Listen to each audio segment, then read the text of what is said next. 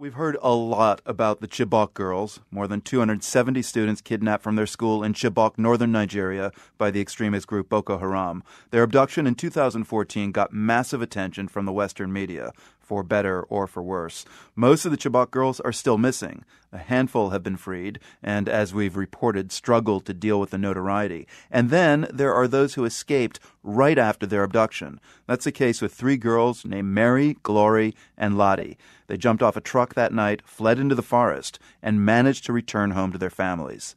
Brenna Daldorf met up with Mary, Glory, and Lottie to find out what's happened to them in the past 3 years. In the weeks following the attack, Mary felt empty. She was at home with her family, but she had witnessed her friends being kidnapped. Boko Haram still threatened the region, and she couldn't go back to school. Then something unexpected happened. The president of the American University of Nigeria was so moved by the girls' story, she decided to offer them a scholarship. To go up and meet with the principal of that school and the Chibok leaders to see if any of those students really did want to go back to school, because many were saying they didn't, that they were afraid to return. Mm-hmm. Mary desperately wanted to go to school, but her grandfather said no. He was scared. Everybody say that if you allow your children to go back to school, these people will kidnap them again. Mary's grandfather had almost lost her once. He didn't think an education was worth losing her again. But her mother couldn't stop thinking about the offer. When she was Mary's age, she had wanted to go to school. Instead, she was married off at age 14. She didn't want that for her daughter. And one day my mom said, allow this girl to go to school. I said, oh my God, I will go back to school. I was so happy. In Lottie's house, things played out differently. Her father wanted her to go, but Lottie was traumatized by the attack, and she felt betrayed by her dad. One day she screamed at him, "Did you like what happened to me?" And my dad told me, no, I won't like anything to hurt you.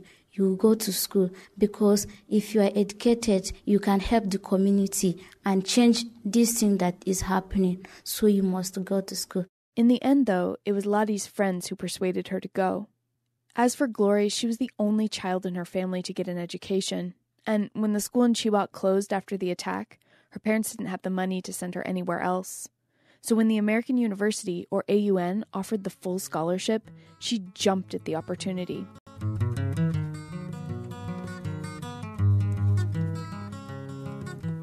The first group of girls from Chibok arrived on the AUN campus in Yola on August 30th, 2014, but it was kept secret. So secret that even the Assistant Dean of Student Affairs, Reg Braggs, didn't know about it. That night, he got a call to come to the library. When he got there, he saw a group of university VIPs. And I'm wondering, what are all these people doing here? And then that's when they told me what was going on. And I was like, wow. Reg is American, by the way. And then it got even more interesting when they were saying they wanted me to kind of organize this. The girls were high school students. They weren't ready for university. They needed a special curriculum that Reg would have to develop. There was no playbook to pull off the shelf and say, this is how you put together a program for students who just got away from a terrorist organization. For the 24 Chibok girls, just adjusting to their new surroundings was a struggle. Chibok is a small village. They had never been to a big city like Yola. Mary says when she walked onto the AUN campus, with its sculpted lawns and gardens, state-of-the-art buildings, and air conditioning, she was overwhelmed. She thought, oh my God, this is not Nigeria. Maybe it's another country. But her dad gave her a pep talk. And I started crying. My dad said, no, you can make it. You say you want to go to school, right? You can do it. It was a huge adjustment. Most of the girls spoke Hausa at home. Here, everyone spoke English. The food was different. The clothes were different. Glory says even the water they drank was a different color. Then there was school itself. The one the girls attended in Chibok wasn't so good. Glory says the teachers often didn't even show up, and the students would just sit in class, sewing and braiding each other's hair.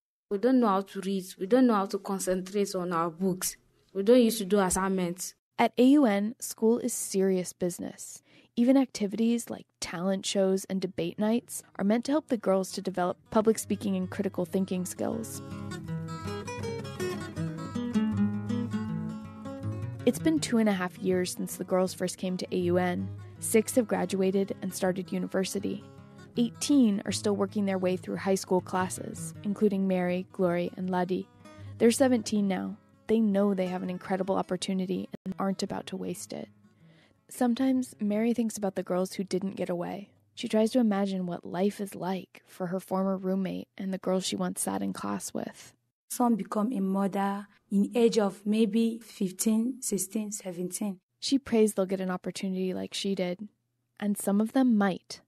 Last October, Boko Haram released 21 of the captive schoolgirls. Laddie remembers turning on the TV that day. All of us are shouting, jumping, very excited. Everybody is happy. Those girls are still in the custody of the Nigerian military.